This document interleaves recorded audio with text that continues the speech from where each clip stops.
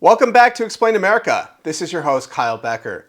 Well, I'm sure you've been following the case of Irina Zarutska, a Charlotte woman who was savagely murdered on a train.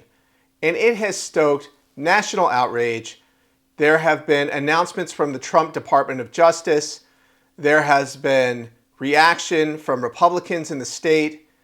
And a dirty secret has come out from the magistrate who presided over releasing the violent criminal who ultimately is believed to have taken Zarutska's life. And it is absolutely shocking to the conscience, and you're not going to believe this, but it's true. Before we get into this story, please like, share, and comment at Explain America. Join us. We appreciate your support for common sense journalism. Now, Irina Zarutska was a Ukrainian refugee who was coming home from work. She was working in a pizza restaurant. She had come to the United States with her mother, and she was minding her own business on a train. And as we reported earlier, this 14-time repeat offender came up behind her with a pocket knife and appears on video to have stabbed her in the throat repeatedly, dropped the knife, and then fled the murder scene. Now, one of the most stunning things to come out of this surveillance video, which we're not going to show all of it here, it's too graphic, is that the bystanders on the train, they didn't even move to help her for nearly 2 minutes. And that is unconscionable to many of us. And that is unconscionable to many of us. We don't understand how you can lack the humanity to want to help someone in her position, and she never made it home that day. And it's absolutely heartbreaking, and it's simply sad. But beyond that, it's also infuriating because the magistrate in this case, according to new reports that we'll show, does not even have a law degree. This person was appointed by the county clerk. She was clearly a DEI hire. How do we know that? Well, a Harris donor magistrate, her name is Teresa Stokes, with no law degree, was appointed by a clerk who calls herself a DEI consultant and racial equity organizer. And the judge was named DEI Champion of the Year. So she wasn't elected. She was nominated by the clerk in Mecklenburg County. And, well, you're going to have to see this report because it is absolutely mind-blowing. This is Teresa Stokes, a Harris donor who doesn't even have a law degree, but just made a career criminal and a schizophrenic who beat his own sister when he was out on parole. Pinky promised that he'd behave. Ms. Stokes wasn't elected. She was nominated by the clerk. In Mecklenburg County, the sitting clerk is Alyssa Chin Gary. On her LinkedIn page, she calls herself a clerk and a DEI consultant and a racial equity organizer. And her life mission? Reparations. We are here to honor them, to lift their names, and to continue the intergenerational work that we are required to do to eliminate structural racism. Ms. Stokes was nominated by Judge Carla Archie. Judge Archie is friends with Eric Holder, Obama's wingman. And Judge Archie isn't just any judge.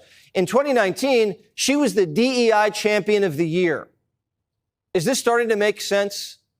Did a woman die because of DEI? Just a couple months ago, a guy shot 5 people on New Year's, and Judge Archie sentenced him to 1.5 years for shooting 5 people, 1.5 years. This is a DEI court, and they have blood on their hands. And if the people in robes are on the same side as the bad guys, that's suicide. Are you okay with the country committing judicial suicide? I'm not.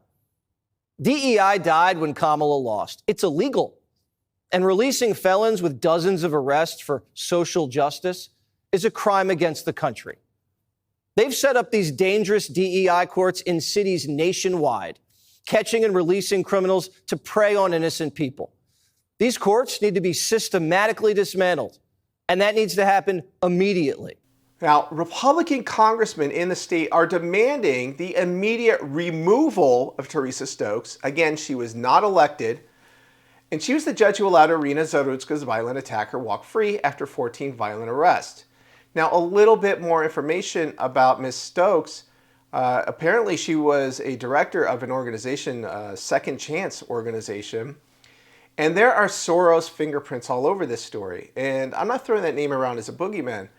In fact, there are receipts that show $3.3 million went from a Soros-funded NGO, which is large in its own right, don't get me wrong, the MacArthur Foundation, to Mecklenburg County in initiatives to get soft on crime prosecutors. And it looks like mission accomplished for George Soros and their NGO pals. I mean, this is the ultimate inevitable results of their activism to release, again, 14 times this guy was a violent offender.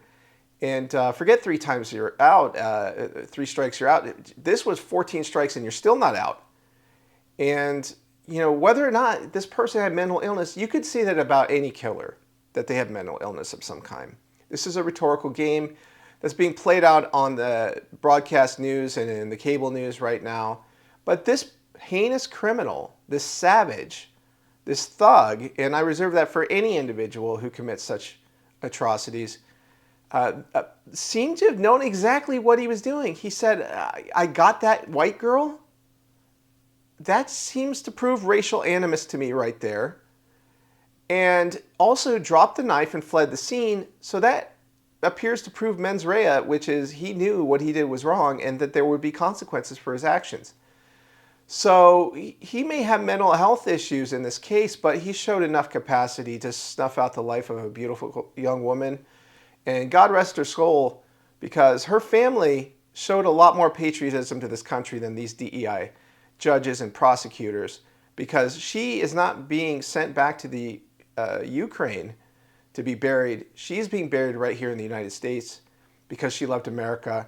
She's one of us, and we need to protect people like Irina, no matter where they come from in this country, from being targeted and murdered by heinous criminals. So, if you have any thoughts of your own on this story, please share them with us. We always welcome them at Explain America.